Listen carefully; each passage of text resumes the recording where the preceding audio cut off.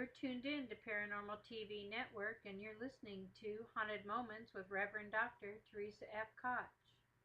The Camelback Cemetery in Scottsdale, Arizona started when Hans and Mary Weaver owned a 160-acre ranch a mile or so from the Phoenix landmark Camelback Mountain.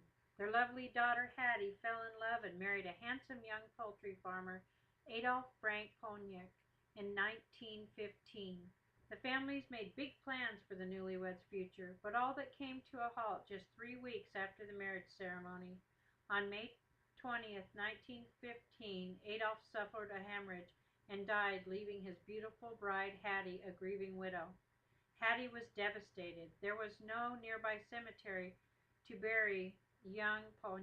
Mr. Weaver buried him on a portion of their land so Hattie could sit near his gravesite as often as she'd like.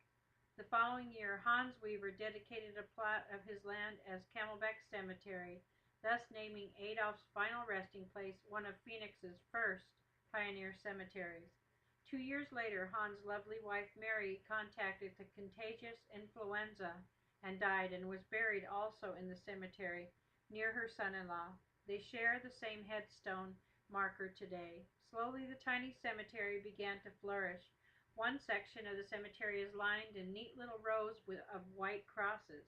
It is said that these are the final resting spots for many laborers of the old ranches, servants of the fine houses near Camelback Mountain, and also victims of the flu epidemic.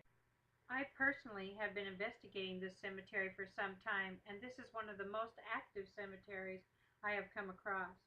Usually before I go out to do research at a cemetery, I think it's a good idea to go there and check it out during the day.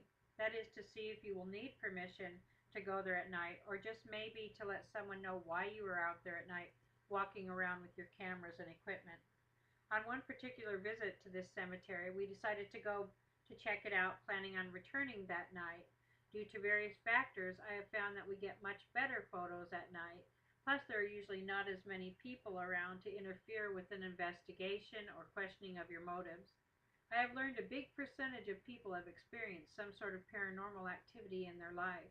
But as soon as you mention this field of study you're in, they get a little freaked out.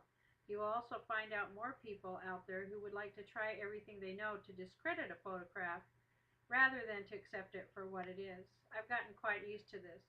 The photographs do tend to speak for themselves, and I have personally checked them out, and some of my photographs have been checked out by photographers at Hills Air Force Base. On this particular early afternoon, we were shooting a few photos to compare with our photographs we had taken later on that night. Also, cleaning up the area a little while there is always a good practice, I believe. My son Jimmy was off by himself in an older section walking around and cleaning debris in the area.